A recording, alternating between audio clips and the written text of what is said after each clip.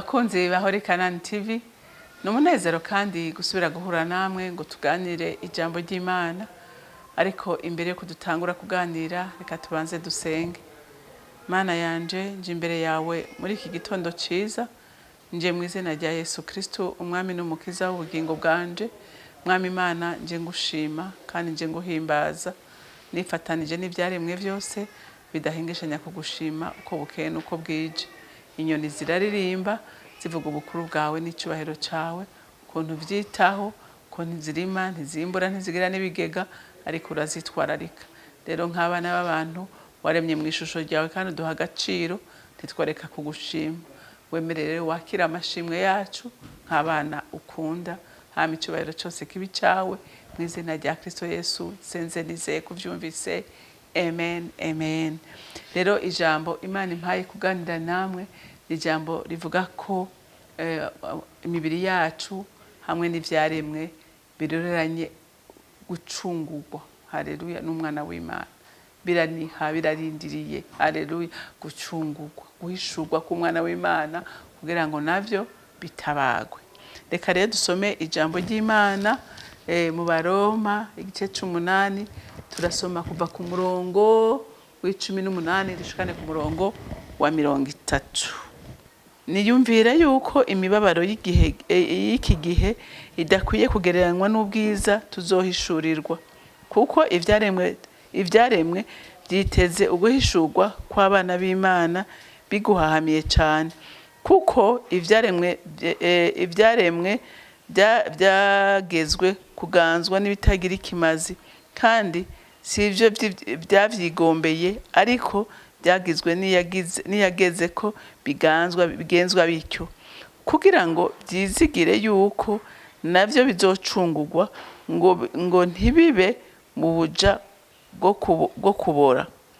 Bizohabwa ukwidegemvya gufatana n'ubwiza bw'abana b'Imana, kuko tuzi yuko ivyaremwe vyose binihira hamwe bikababarizwa hamwe nk'umugore afashwe n'ibise kugeza n'ubu.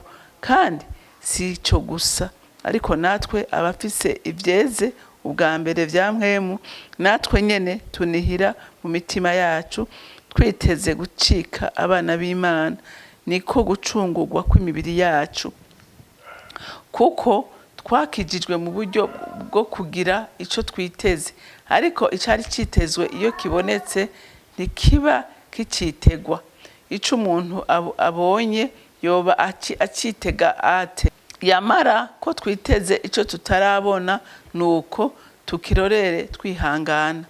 Niko na mpwemu adufasha mu ntege nke zacu, kuko tuzi uko dukwiye gusenga, ariko mpwemu ubwiwe aradusengera aniha iminiho itovugwa.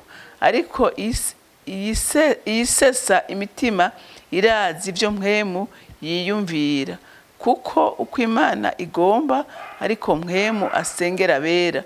Kandi turazi yuko kubakunda Imana vyose bifataniriza hamwe kubazanira ibyiza, abahamagawe nk'uko yabigabiye.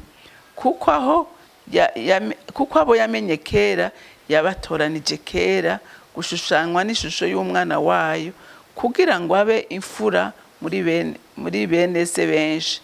Abo yatoranije kera yarabahamagaye, abo yahamagaye yarabatsindanishirije, abo yatsindanishirije yabahaye ubwiza. Amen. Murumvise yuko ijambo ry'Imana ritubwiye ko abaremwe n'ivyaremwe birindiranye igishika gucungurwa. Haleluya. Cyane cyane iyi mibiri yacu. Haleluya. Kuko uyu munsi imibiri yacu iracyaganzwa na kameremere kandi ujwe n'umwasi. Haleluya. Rero abana b'Imana turategereje ko iyi mibiri yacu nayo umwana w'Imana niyahishurwa, natwe tuzohishurwa twambaye iyindi mibiri mishasha. Haleluya. Kandi n'ivyaremwe vyose navyo nyene uyu munsi biraniha. Haleluya. Byose biraniha kubera uyu munsi navyo biriko birababazwa, navyo biraruha. Amen. Kubera icyaha umwana w'umuntu yakoze cyatumye umwana w'umuntu yakwegeye abantu bose kandi yongera akwegera n'ivyaremwe. Haleluya.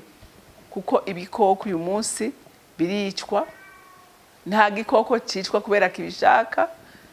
Ari inka bayibaga ivuza induru, ari intama bayibaga ivuza induru, ari impene bayibaga ivuza induru. Ikintu cyose caremwe, n'igiti kiraniha, ibintu byose biraniha, birarindiriye navyo gucungurwa. Haleluya. Kuko Kristo niyahishurwa, Kristo niyahishurwa, hazoba amahoro ku buryo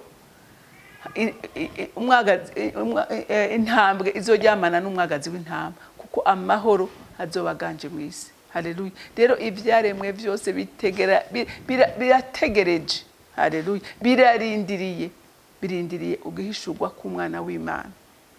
Niyahishurwa nta ntambara tuzosubira kubona, niyahishurwa nta nzara tuzosubira kugira, niyahishurwa nta ngwara tuzosubira kugira, kuko iyi mibiri, haleluya, tuzoba twambaye azoba ari imibiri mishasha, iziri ngwara, iziri kibi, iziri cyaha. Haleluya. Kuko amagogwa yose uyu munsi isi irimwo ni kubera ikintu cyitwa icyaha. Haleluya.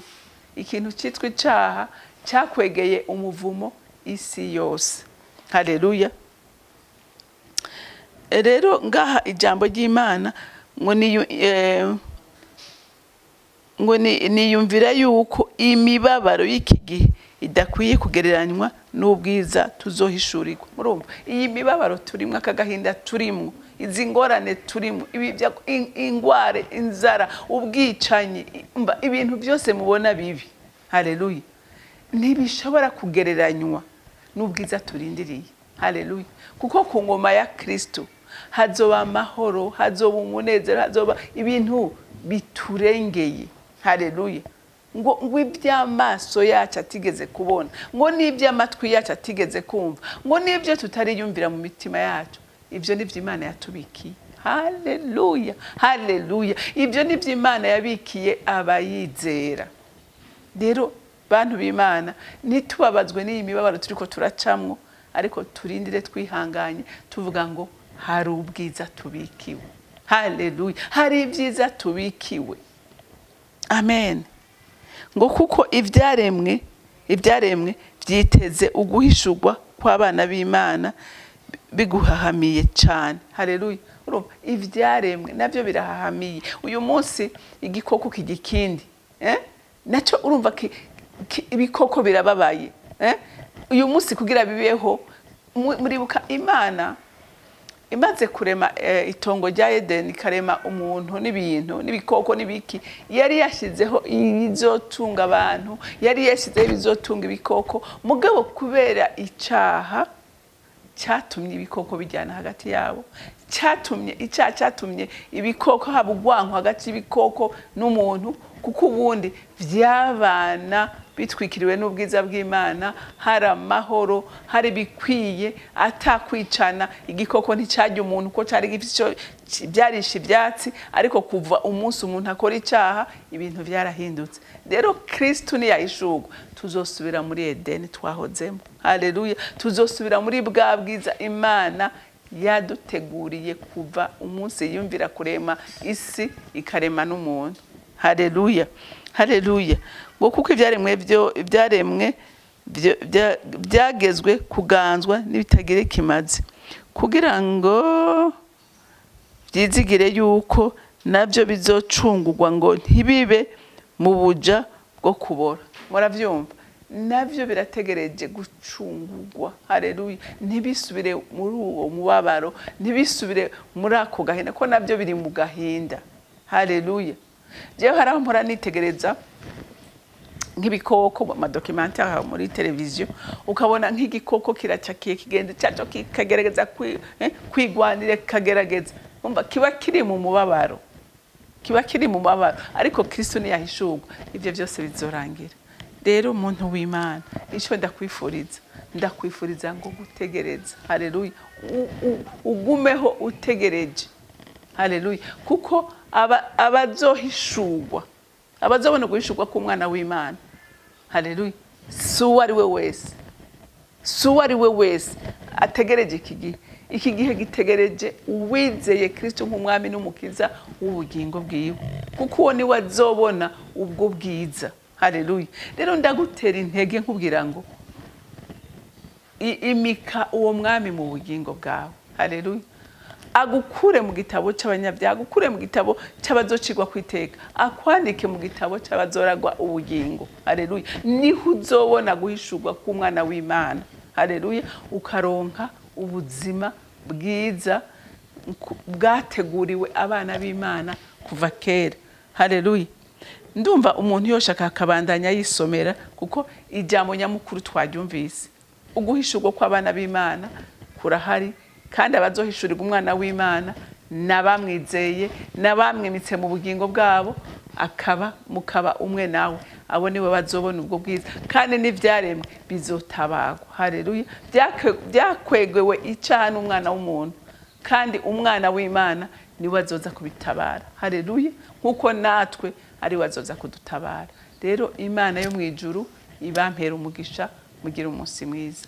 Mana nyene impuhwe n'urukundo, ndagushimira naho twakoze ibyankwa nawe tugatuma dutandukanywa n'ubwiza bwawe. Ntivyahereye aho, warabonye ko umwana w'umuntu umugabane wiwe kwiye kuba kuzobana nawe iteka ryose mu ijuru. Waduhaye Kristo kugira ngo arokore ubugingo bwacu.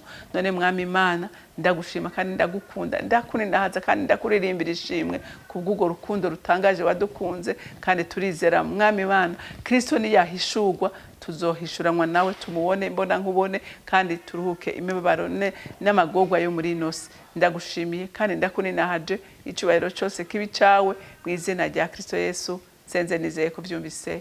Amen, amen. Mwarahezagiwe, mugira umunsi mwiza.